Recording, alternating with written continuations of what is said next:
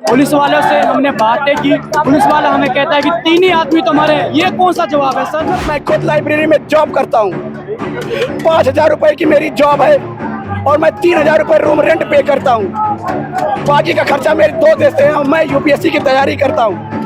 आप ललन टाप पे पहुँच गए, हाँ एनआई पे पहुँच गए, आप लोग अपना बात रखती हैं क्योंकि हम यहाँ हजारों छात्र यहाँ खड़े हुए हैं, कम 2 दिन 3 दिन हो गए हमको प्रोटेस्ट करते हुए। अभी तक सड़क पे कोई नहीं है हमारा हाल चाल लेने। जब टीचर आएंगे ना तो बड़े बड़े प्रशासन भी रोड पे आ जाएंगे, हाँ। हमारी बात, इसीलिए हम टीचर को खास तौर पे बुलाना चाहते हैं। जिसको जैसे मिल जा रहा है, एक रूम है उसी में चेयर वगैरह डाल दी और लाइब्रेरी शुरू कर दी। कंजेस्टेड है, बच्चे अच्छे से निकल भी नहीं पा रहे, एक दूसरे से टकरा के निकल रहे हैं। मैं गोपालपुर में रहता हूँ सर, अगर गोपालपुर में आप जाइएगा ना, बारिश हो जाएगा ना, आपको नाव लेके निकलना पड़ेगा, तब भी हम तो चप्पल पहन के चप्पल खोल के निकलते हैं वहाँ से। प्लीज सर, कम से कम अगर आप दुख कम नहीं कर सकते तो दुख को बढ़ाइए मत, आग बहुत फैल जाएगी। स्टूडेंट्स क्या है, कोई मजाक बात नहीं। ये जो इंक्वायरी सेंटर हाथ पकड़ के ले जाते हैं, किस चीज के लिए?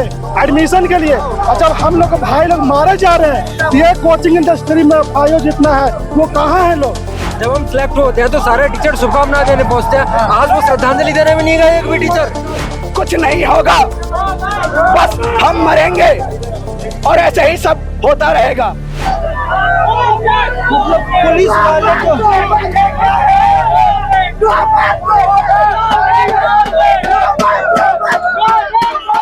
नमस्कार, अभी रात के 12:30 बजने को है और इस वक्त हम मौजूद है मुखर्जी नगर में। मुखर्जी नगर के मेन रोड, जहाँ एक तरफ ये बड़ा सा फ्लैट है, मुखर्जी नगर के मेन रोड पे हैं। आप देखेंगे जो तमाम छात्र यहाँ पे बैठे हुए हैं अपनी मांग को लेकर। करोल बाग में जो हादसा हुई उसके बाद वहाँ के छात्र प्रदर्शन करने लगे, उसके साथ साथ मुखर्जी नगर में भी तमाम छात्र उनके समर्थन में और अपनी मांगों को लेकर यहाँ पे बैठ गए।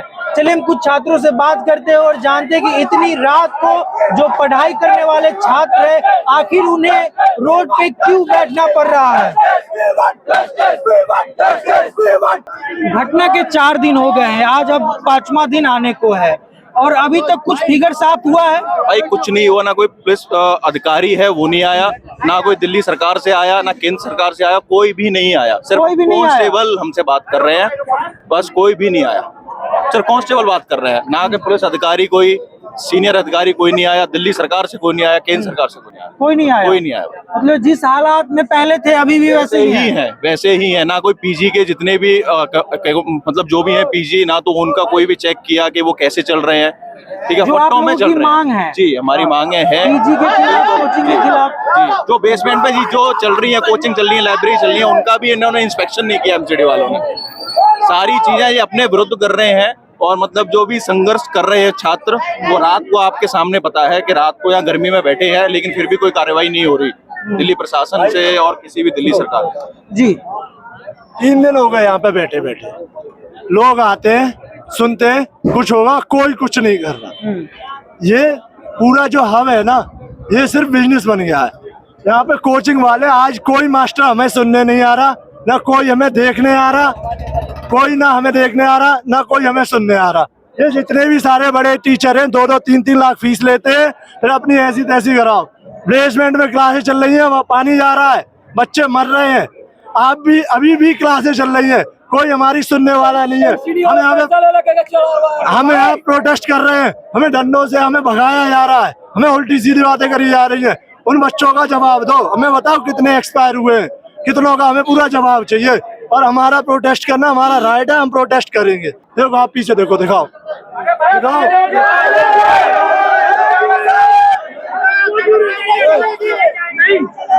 ये यहाँ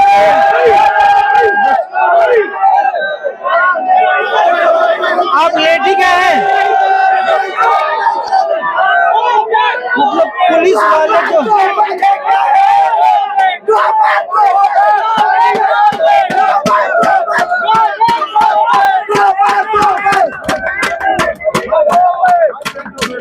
मतलब इस तरीके का विरोध और इस तरीके की नाराजगी है। आप बैठ जाइए, अब चले गए वो पीछे, बैठ जाइए।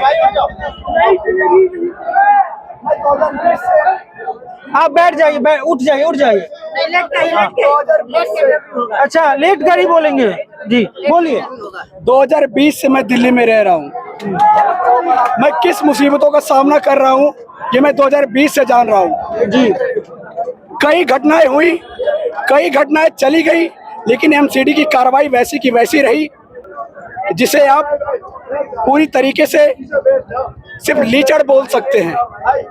ये कोई कार्रवाई नहीं, बचपना दिखा रही है एमसीडी, बचपना। अब या तो पूरी कार्रवाई करो, नहीं तो आंदोलन झेलो।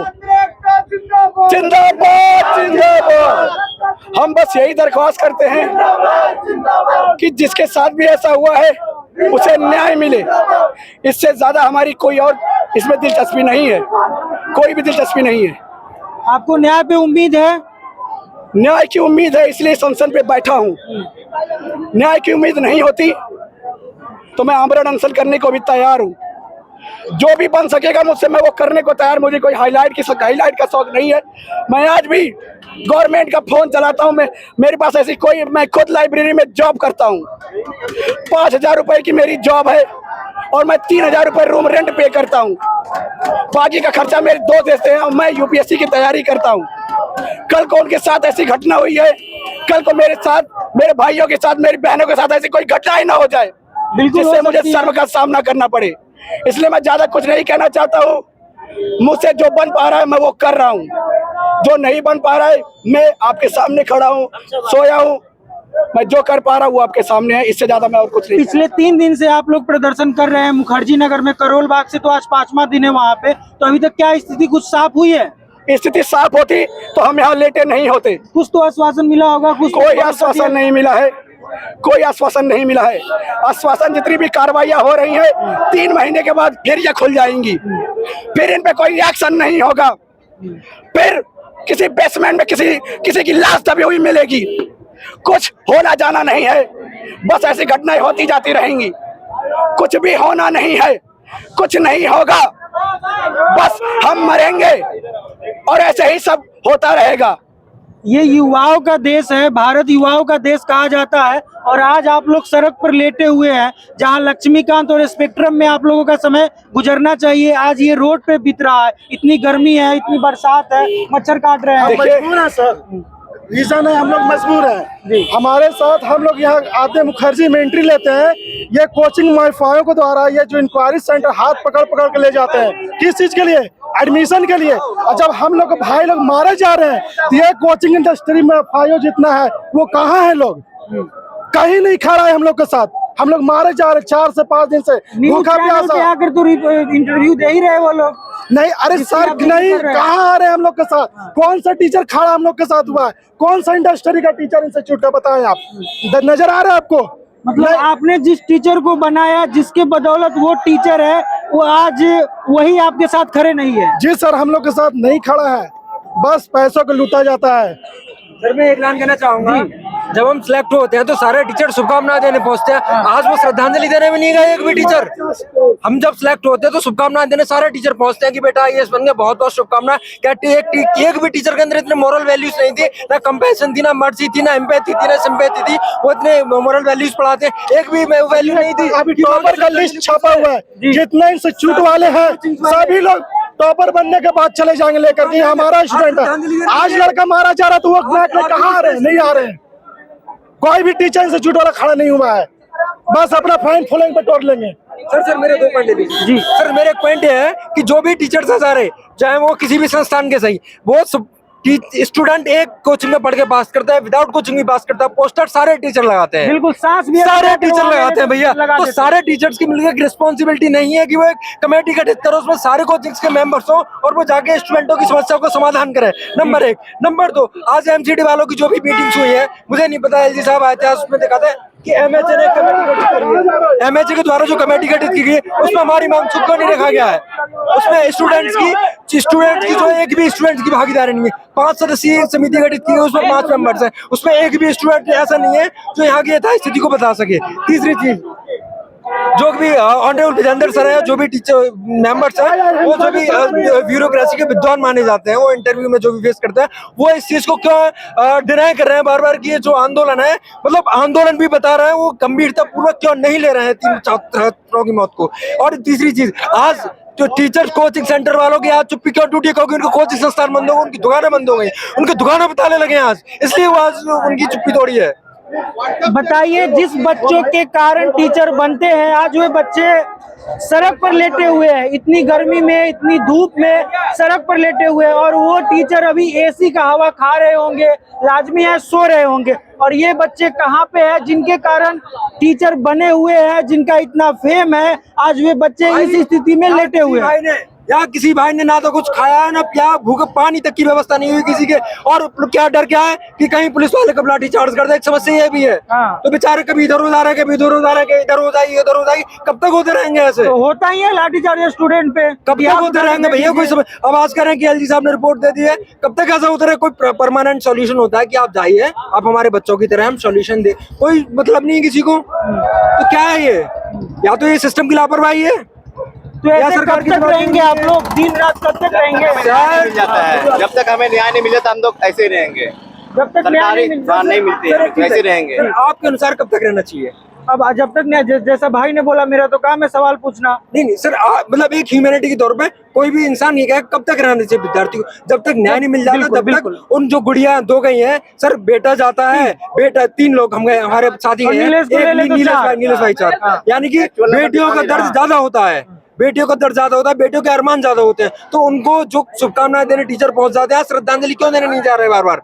बिल्कुल एक भी टीचर की श्रद्धांजलि दिखा दीजिए। टीचर के टीचर है तो नैतिकता तो ये भी बनती है। कोई भी टीचर ना तो बोलते हैं कि ब्यूरोक्रेसी में लोग जाते हैं कि एक मोरल वैल्यूज होना बहुत जरूरी है। अरे भाई, टीचर्स के मोरल वैल्यूज कहाँ गए सारे के सारे? कंपैशन ने बोला है कि ये लोग गुंडे हैं जो बैठे हैं रोड पे। एक टीचर ने बोला है गुंडा है, सोचो। कौन टीचर बोला? सर एक कमेंट बोल रहा हूँ सर मैं बोल रहा हूँ, बोले कि यहाँ टीचर स्टूडेंट गुंडे, जब स्टूडेंट गुंडे पढ़े हम किनसे उनसे, तो टीचर कौन से कितने बड़े गुंडे होंगे? मैं माफ कर रहा हूँ उनके लिए, लेकिन स्टूडेंट को जो गुंडे बोल रहे हैं वो टीचर कौन से गुंडे होंगे? कौन बोला ये तो खुलकर मुझे इसकी पुष्टि नहीं है, मैं जिस बात की पुष्टि करता हूँ उसका बोल रहा था, लेकिन जैसा कि भैया ने कहा है, मैं नाम नहीं ले रहा हूँ किसी टीचर का क्योंकि मुझे कोई पुष्टि नहीं है, लेकिन जब स्टूडेंट गुंडे हैं तो टीचर कौन होंगे सर? बहुत बड़ा है कि किन्होंने बोला? उपद्रवी ओझा सर ने बोला। ओझा सर, हाँ, देख लो आज खुल के बोल रहा, मुझे किसी डर नहीं है। उन्होंने बोला है कि छात्र जो भी प्रदर्शन कर रहे हैं उपद्रवी है, हम उपद्रवी हैं, अपने हक की मांग नहीं करें हम। आज गुंडे हैं तो गुंडों को आप एडमिशन लेके 2-2 लाख रुपए क्यों लेते हो गुंडों से? गुंडों पे तुम्हारे धंधे चल रहे हैं, तुम्हारी दुकानें चल रही है, उन गुंडों को 2.5 लाख रुपए में एंट्री क्यों देते हैं अगर हम गुंडे हैं तो? हम अपने ये बात सर मैं पूछना चाहता हूँ, एक IAS संस्थान के संचालक को क्या ये अशोभनीय शब्दों का प्रयोग शोभा देता है? बिल्कुल नहीं। कितना हमारे यहाँ शब्द का प्रयोग किया सर ने। मैं सर माफी मांग रहा हूँ सर से ऑन रही है, प्लीज सर कम से कम अगर आप दुख कम नहीं कर सकते तो दुख को बढ़ाइए मत, आग बहुत फैल जाएगी। स्टूडेंट्स क्या है, कोई मजाक बात नहीं है। में क्या बोला है कि यहाँ क्यों आते हैं, क्यों हो यहाँ पे तैयारी करने? भाई अब तैयारी यही होती है, कोचिंग सारे यही, तो लोग कहाँ हैं बताओ? तो आप यहाँ पढ़ाने क्यों आते हैं? आप भी चले जाइए अपने घर पे। लोग बोले घर पे पढ़ो, ठीक है, जिसका नहीं है वो जो आ रहा है वही तो बोला आपका देश है, कहीं भी पढ़े हम, बोले घर पे जाके पढ़ो भाई, जहाँ मन होगा वहाँ पढ़ेंगे। आप क्यों पढ़ा रहे हो? इतना फिक्र लेते हो? मैं ठीक है, सर ने बोला कि क्या बोला था कि घर पे पढ़ो। मैं ये पूछना चाहता हूँ, जब 2 लाख रुपए फीस लेते हो, आपके काउंसलर इस बात की गारंटी क्यों बढ़ती है कि हमारी क्लास कर लीजिए आप IAS बन जाएंगे? इस गारंटी को सारे काउंसलर भरते हैं, यहाँ ये दृष्टि IAS यहाँ से लेके वहां तक, इस बात की गारंटी आप भरी है ना कि हमें 10,000 रुपए कर जाइए। आप गारंटी क्यों भरते हैं? आप लोग ये पोस्टर का कीमत कितना होगा सर? इसका कितना होगा कीमत? कितना होगा? ये किसके पैसे से लगा हुआ है? लाखों नहीं सर MCD का मंथली जाता है इसका। MCD किसके पैसे? MCD का। तो ये सुरक्षा में नहीं लग सकता ये पैसा? वही तो बोलना चाह रहे हैं। MCD का मंथली ये सुरक्षा में लगा होता तो आज 3 लोग मरते। 3 लोग की मौत नहीं, हत्या बोलेंगे, मौत नहीं बोलेंगे उसको। पहली बात तो ये हत्या है वो। बिल्कुल, हाँ, आपने सुधार जी। 3 लोग की मौत नहीं, ज्यादा मौतें हुई है, हत्या ज्यादा हुई है। वो दिखा नहीं रहे हैं, अब पैसे खा के उन्होंने खिलाया है अथॉरिटी को, क्या हुआ है, लेकिन बात यह है कि जो मौत तो कभी बोलेंगे नहीं, हत्या हुई है। और एक MCD के द्वारा हत्या हो, कोचिंग इंस्टीट्यूट के द्वारा हत्या हो, लेकिन ये हत्या है, इसको हत्या मानेंगे। और जब तक हमें एक्चुअल फिगर नहीं मिल पाता है कि कितना हत्या हुई है, तब तक हम अपनी डिमांड पहले दिन से ही आप लोग मांग कर रहे हैं कि एक्चुअल फिगर बताया जाए कि आखिर कितने लोगों की मौत हुई है। हो चाहे यहाँ से हो, अभी ये आग पूरे देश में लग गई है। सारे स्टूडेंट हर जगह से, बेंगलोर हो, लखनऊ हो, जयपुर हो, भोपाल, हमें हर जगह से सपोर्ट मिला है। सारे स्टूडेंट एकजुट हैं और हर जगह से सपोर्ट मिल रहा है हमें। मैंने आज देखा है वायरल में हमारे दोस्त है, यहाँ भी हैं सारे, तो मैंने ग्राउंड रिपोर्ट जाना वहाँ पे भी कि आधे लाइब्रेरी बंद हुए हैं जिनके पास सेफ्टी नॉर्म्स नहीं है, आधे बंद हुए, आधे अभी भी ओपन ही चल ही रहे हैं अभी। तो हमें यहाँ से मैं आपके थ्रू डिमांड करता हूँ कि जिसके पास जो इलीगली चल रहे हैं, जिनके पास सेफ्टी नॉर्म नहीं है, वो तुरंत बंद होना चाहिए। बिल्कुल सेफ्टी मेजर होना चाहिए, तभी उन्हें अलाउ होना चाहिए। अभी मैं विकास देव कीर्ति सर के वीडियोस देख रहा था और उन्होंने एक स्टेटमेंट दिया था कि जो दिल्ली वाला जो मास्टर्स एक्ट है उसके तहत जो है कोचिंग संस्थान के लिए एक कोई स्पष्ट परिभाषा नहीं दी गई है जी। तो मैं पूछना चाह रहा हूँ, जब स्पष्ट परिभाषा दी नहीं गई तो फिर बेसमेंट पे क्लास आप क्यों चला रहे हैं? आप लोग जान लोगे हमारी? नहीं, जान तो नहीं। जब स्पष्ट परिभाषा नहीं दी गई है तो आपने इस बात को सरकार को पहले से कंफर्म नहीं किया। इसमें वो झूठ बोल रहा था बड़े सलीके से। मैं एतबार न करता तो और क्या करता। यूपीएससी द्रोणाचार्य, बकैती गुरु अवध ओझा। तो ये बैनर पोस्टर के साथ यहाँ पे रात के 1 बजे बच्चे बैठे हुए हैं कैंडल मार्च के साथ। इनकी क्या मांग है हमें अब बताने की जरूरत नहीं है, आप लोगों ने सुन ही लिया होगा कि यह पूरे देश में, पूरी कहे तो पूरी दुनिया में चर्चा का विषय बना हुआ है। और बने क्यों ना, क्योंकि इनका कहना है कि जो करोल बाग में मौत हुई वो मौत नहीं, हत्या थी। चलिए अब इनसे ही बात करते हैं। जो जितने लोग, जो आप लोग यूपीएससी की तैयारी करते हैं, अवध ओझा, विकास दिव्यकृति का आपने नाम लिख रखा है, विनाश दिव्यकृति, अवध ओझा, इनके कल के डेट में लाखों फॉलोअर्स है और आज आप लोग इनका विरोध कर रहे हैं। क्या कारण ऐसा हो गया कि आज ऐसी दिन देखने को मिल रही है? सबसे बड़ा कारण सर इसको थोड़ा सा जी, कि अभी तक ये लोग जमीन पे नहीं आए, सड़क पे नहीं आए। आप लल्लन टाप पे पहुंच गए, एनआई पे पहुंच गए, आप लोग अपना बात रख दिए हैं। देखिए हम यहाँ हजारों छात्र यहाँ खड़े हुए हैं, कम 2 दिन 3 दिन हो गए हमको प्रोटेस्ट करते हुए। अभी तक सड़क पे कोई नहीं आया हमारा हालचाल लेने। हम लोग कैसे दिन गुजर रहे हैं। आप नैतिकता की बात करते हैं, अच्छी बात है, लेकिन नैतिकता आपके अंदर कितनी है वो सड़क पे दिखनी चाहिए जी, वीडियो में नहीं। वीडियो में सारे लोग अच्छी बातें कर लेते हैं। तो हमारी मांग सर यही है कि आप सड़क पे आइए, हमसे आप आराम से बात करें, हम भी आपसे आराम से ही बात करेंगे। हम नेता नहीं है, न कोई हम अधिकारी है, हम छात्र हैं, अपने अधिकार के लिए यहाँ बैठे हुए हैं, अधिकार की मांग कर। हमको अपने अधिकार लड़ने का पूरा अधिकार है, अब हम लड़ रहे हैं। तब तक वो लोग आएंगे, तो लड़ते रहेंगे आप। पहले दूसरी बात, वर्तमान में कोचिंग चलती है जी, नेहरू बिहार में लाइब्रेरी चलती है, उस सारी बिल्डिंगें जर्जर हैं। हमने देखा, देखिए ना, बहुत भयंकर जर्जर है। कल को अगर वो बिल्डिंग गिर जाती है उसकी जिम्मेदारी कौन लेगा? ठीक, फीस जिस तरीके से हमारे तरीके से फिर लोग फीस अपनी बढ़ा रहे हैं, 2 लाख 3 लाख 2.5 लाख 4 लाख, उसका कोई पैमाना है? कोई पैमाना नहीं, कोई पैमाना नहीं, लूटा जा रहा है। कोई 60 लाख, कोई 50,000, कोई 20,000 ऑप्शन लेते रहते हैं। ठीक, तीसरा मुद्दा कि यहाँ जितने प्रॉपर्टी डीलर वाले हैं जी, उनका किराया हर महीने बढ़ जाता है, कभी 5,000, कभी 4,000, कभी 3,000 बढ़ जाता है। अब कमरा न वेंटिलेशन, न कुछ, न पानी सुविधा, न हवा सुविधा, कुछ नहीं, बिल्कुल। उसकी जिम्मेदारी कौन लेगा? कुछ अगर हो जाता है, ये तार आप देख रहे हैं जी, कुछ ये तो मैं गली में चले जाइए, आप देख लीजिए कितना तार है। अभी एक भाई अपना मरा पटेल नगर में, नीलेश राय, उसकी जिम्मेदारी कौन लेगा? उनके माँ बाप ऊपर क्या गुजर रही होगी, आप सोचिए जरा। तो बहुत सारे तमाम मुद्दे हैं। सबसे बड़ी बात यह है कि कोई हमारे मुद्दा सुनने वाला नहीं है सर। अच्छा, ये जो भाई बोल रहे हैं, अपनी बात को रख रहे हैं, तो इनके बात से लग रहा है कि शिक्षा व्यापार बन गया है। तो क्या सोचते हैं आप इस पे? जी, सबको अपना पेट भरना है। देखिए होता क्या है कि जैसे पिछली साल एक घटना हुई थी, ठीक है, उस समय ज्यादा लोगों ने कुछ किया नहीं, जो आपको पता होगा, या संस्कृति आई है इसमें, ठीक है, तो वहाँ पे आग लगी थी तो बच्चों को कूद के भागना पड़ा। उस समय हमने मांग करी थी कि सेफ्टी मेजर्स को फॉलो किया जाए, ठीक है, सारी कोचिंग में डबल एंट्री एग्जिट हो, बेसमेंट वाला इश्यू वो सब था, ठीक है। उस समय लेकिन ये है कि 10-15 दिन के लिए कोचिंग वगैरह कुछ बंद रही यहाँ पे, लेकिन दोबारा पोस्टर हटे मुखर्जी नगर के उस दौरान। हाँ एग्जैक्टली, आपको याद होगा उस समय सब कुछ नॉर्मल हो गया। 10-15 दिन में बच्चे भी अपने वापस चले गए, ठीक है। फिर और 1-2 घटना हुई, पीजी में आग लगी, ठीक है, फिर और एक और घटना हुई सूरत वगैरह में, और भी जगह हुई। तो सीधी सी बात अब ये है यहाँ पे कि हमें देखना पड़ेगा कि हम कब तक ये चीज़ें झेलेंगे। चलिए अब तक 1-2 नुकसान हुए, 8-10 हुए, हमें नहीं पता अभी तक एग्जैक्ट कितनी कैजुअलिटीज़ हुई हैं ORN में, ठीक है। लेकिन आगे को अगर कोई बड़ी चीज़ हो जाती है 1000-2000, क्योंकि एक साथ 500-600 बच्चों की क्लासेस तक होती हैं, कल को कोई बिल्डिंग कोलैप्स कर जाए या कुछ हो जाए तो कौन जिम्मेदार होगा। तो एक बात यह है कि अभी जैसे कुछ लोग कह रहे हैं, जैसे टीचरों ने भी कहा कि हमारे ऊपर क्यों प्रहार किया जा रहा है, क्या है, आपकी भी तो एक नैतिक जिम्मेदारी होती है ना। आपको पता है कि बिल्डिंग्स के कोड क्या है, आप पढ़े लिखे हो, आप इतनी बड़ी इंस्टीट्यूट चला रहे हो, ठीक है, आपको पता है वो चीज़ें, आप भी तो फॉलो कर सकते हो ना। आपको ये सब प्रशासन पर उन सब पे जाने की जरूरत नहीं है। हाँ, अगर ये कोई मान के चलो कोई पर्टिकुलर माफिया काम कर रहा होता जो अंगूठा छाप होता, तो हमें मतलब उसी को मानने में कोई प्रॉब्लम नहीं होती कि भाई इनको पता नहीं था, ठीक है। ये सब तो बहुत इंटेलेक्चुअल लोग हैं जिनको सारी चीज़ें पता है, लेकिन फिर भी मतलब वो चीज़ फॉलो क्यों नहीं की जा रही है। कल को कोई बड़ा हादसा होगा, मतलब 500-600 लोग मारे जाएंगे, तब के लिए हम वेट नहीं कर सकते ना। तो ये जब तक हम चाहते हैं कि जब तक कुछ या तो नया लॉ आए या फिर कोई ऐसी कमेटी गठित हो या रूल्स आए इस तरीके से, और हर एक कोचिंग की बाकायदा कमेटी आए, जैसे कि अभी कमेटी गठन करी है। हम चाह रहे हैं कि वो एक एक कोचिंग में आके खुद बताएं कि हाँ ये चीज़ की वीडियोग्राफी की जाए कि ये चीज़ें ओके करके तब मतलब कोचिंगों को खोलने का आदेश दिया जाए।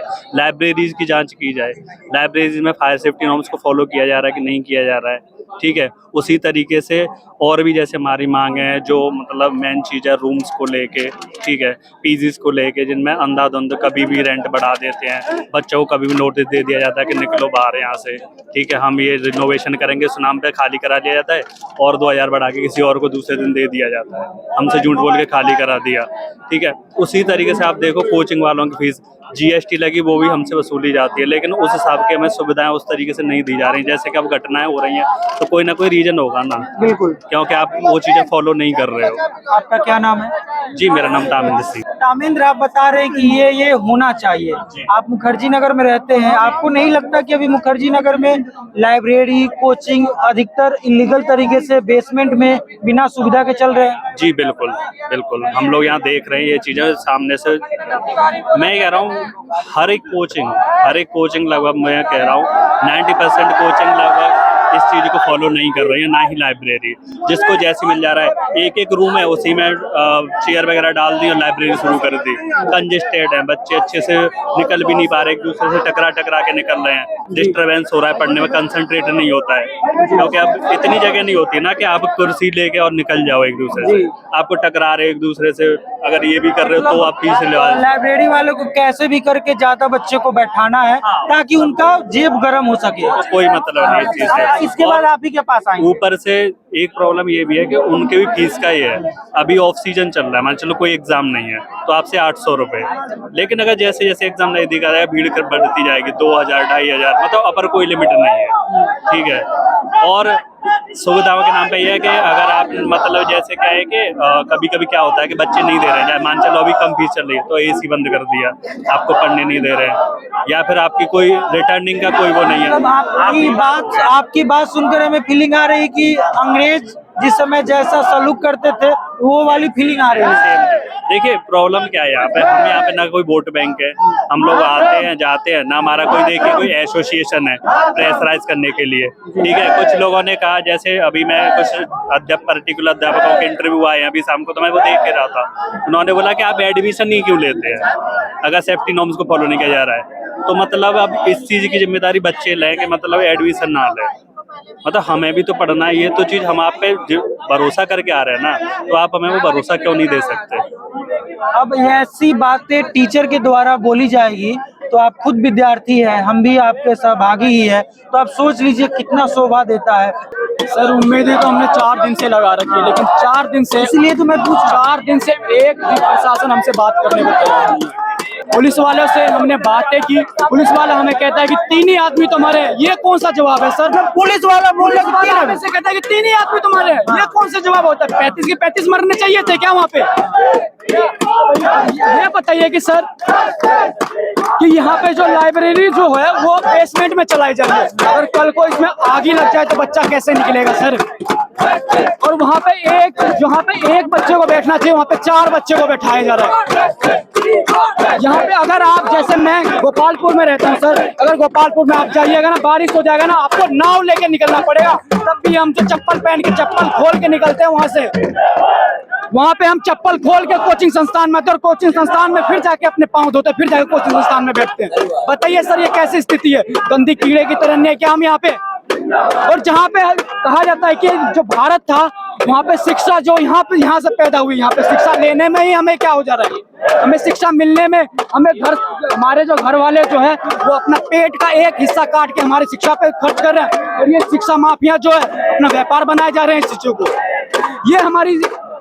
ये सरकारें हमारी इन मांगों को क्यों नहीं मांग रही? क्यों नहीं हमारे जो रूमों में आके देखें हम कैसी स्थिति में वहाँ पे पढ़ाई करते हैं। गर्मी लगती है सर, उसके बाद भी पढ़ते हैं उस रूमों में। हमारी स्थिति को कौन देखेगा सर? अगर हम इस देश में IAS IPS जैसे लोग जो दे रहे हैं इस चीजों को, हमें अच्छा सिस्टम तो दीजिए सर।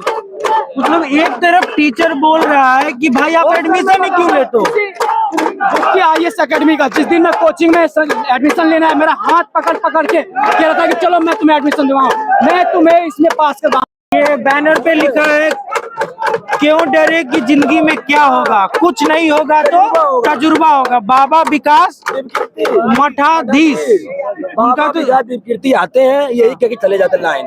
भाई हम तुमको 2 लाख रुपया देते, तजुर्बे नहीं देते हैं, पढ़ने नहीं देते हैं भाई। तजुर्बा तुमने बच्चों दो, तो हमारे साथ दिव्य कीर्ति सर आए क्यों नहीं है? अगर हमें अपना परिवार मानते तो हमारा परिवार हमारे साथ है क्यों नहीं?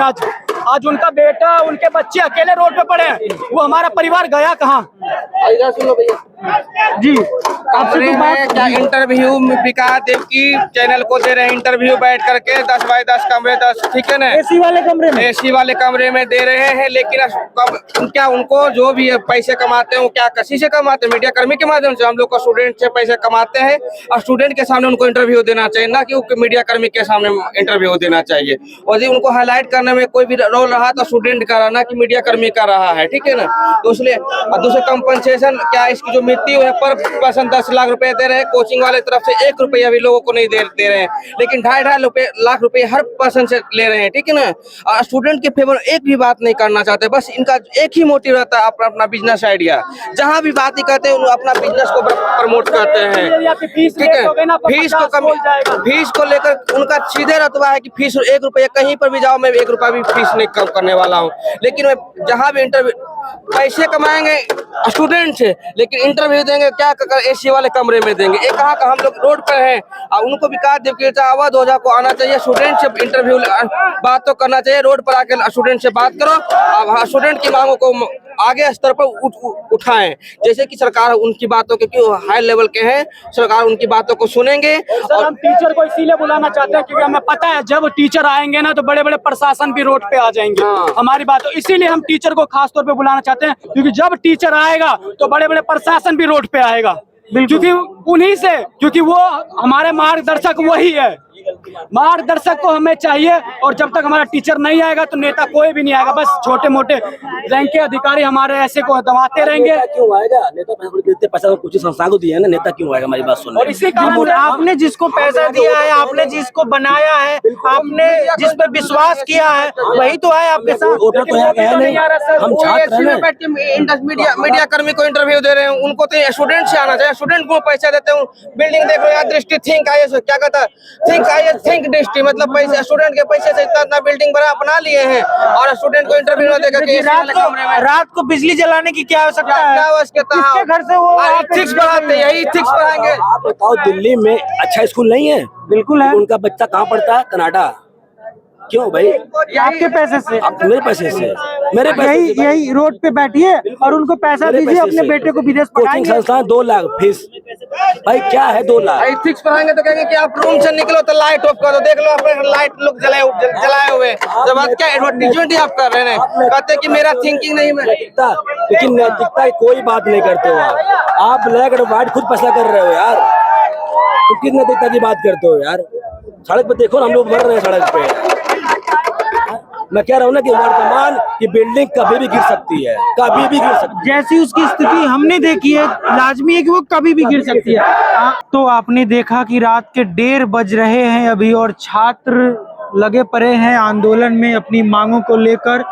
बीच सड़क पे जो ये टी पॉइंट है, यहाँ पे है, आपने छात्रों को सुना कि छात्र क्या सोचते हैं इस घटना को लेकर और छात्रों की क्या है मांग। जो घटना हुई करोल बाग में, जो घटना हुई नीलेश के साथ, जो घटना हुई राव IAS एकेडमी में, उसको लेकर उसके बाद जो ये तमाम चीज़ें हो रही है, जो UPSC में बड़े बड़े टीचर है अवध अवध, ये देखिए उसको तो मेरे ख्याल से पकड़ना चाहिए, ठीक है, ये अनसेफ है। जो UPSC में बड़े बड़े टीचर है जैसे विकास दिव्यकृति, अवध ओझा, उनको लेकर छात्र काफी नाराज है। आपने सुना कि छात्र कैसे उनके खिलाफ नाराजगी व्यक्त कर रहे हैं। मैं विक्रम बिंदांजू, कैमरामैन विकास के साथ PTS इंडिया। धन्यवाद।